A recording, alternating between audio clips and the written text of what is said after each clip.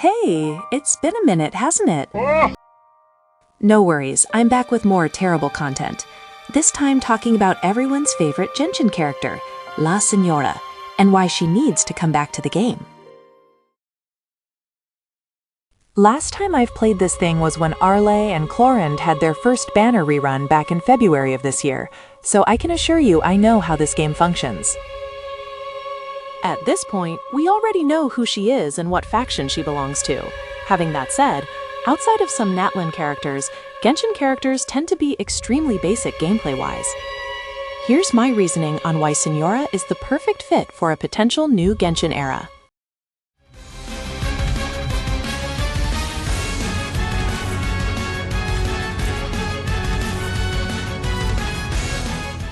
The fact that she has the power over two elements, fire and ice, makes her one of the most interesting and complex characters the game could offer.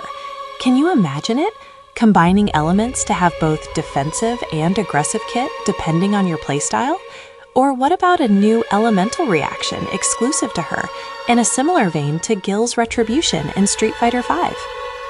One of the things that I've always disliked about Genshin is how childish and without tension the story feels. Nothing ever happens in this game. Somehow Traveler always finds out a way so no one gets hurt / everyone gets safe. And I know some of you are gonna say, hey, what about Natlan War? Doesn't that count as stakes and tension? And the answer is no.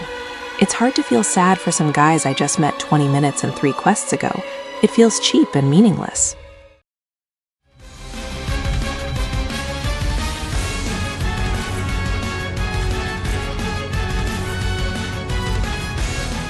La Signora was one of the first major characters that died on screen.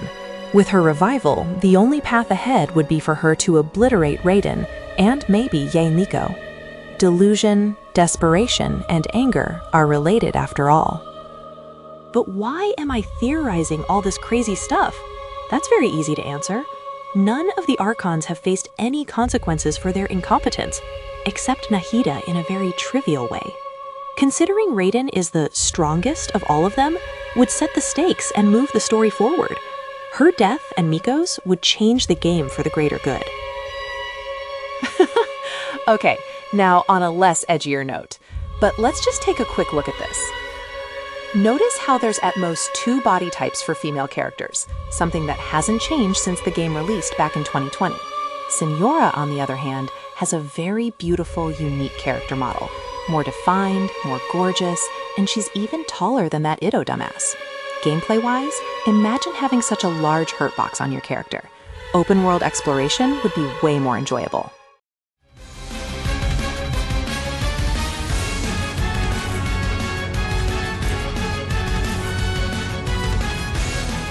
After the Signora incident, the Fatui as an organization have been nothing but disappointment and terrible writing decisions.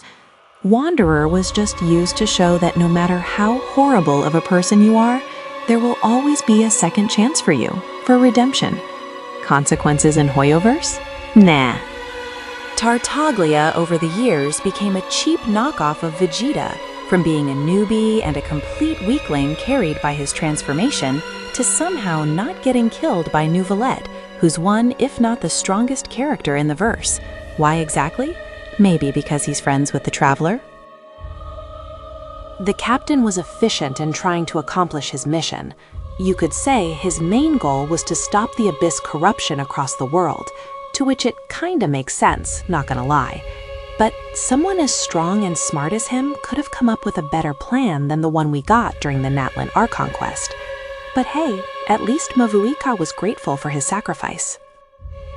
Dottore is very similar to Signora in this regard. He actually gets shit done, moves the plot forward, and has no redeeming qualities. A villain in every sense of the word. Not even the Dendro Archon could stop him.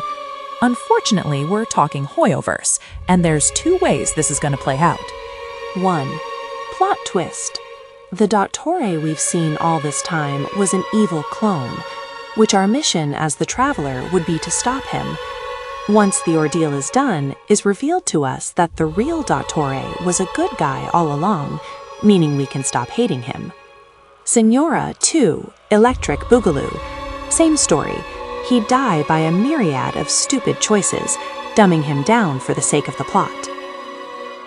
The original script for this video started before Nod Cry released, so my thoughts on Arlecchino, Sandrone, and Columbina have unfortunately changed.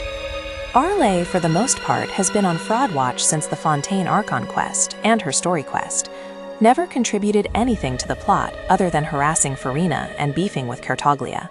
During her story quest, we understand more about House of Hearts and how she became the Knave. Her only kill on screen, it's on a flashback by the way, which that puts her above 40% of the other Fatui. However, after the release of Not Cry, we got certain events, which means she lost all potential to be a good villain. But hey, majority of people are happy as long as they have father. Columbina is on an odd spot. We never knew anything relevant for her, other than moon symbolisms and outer space themes.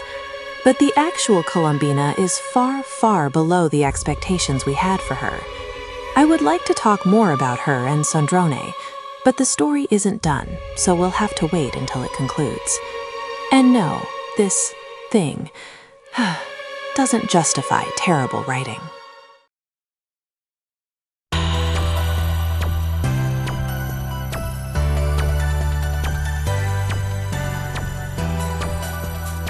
Genshin acts very safe when it comes to handling characters, especially these so-called villains. I know we won't have Caius ballad levels of writing, but at least a non-ally would be good for once. And our dear fair lady was the perfect character for that. Hope she really returns and changes this horrible game forever.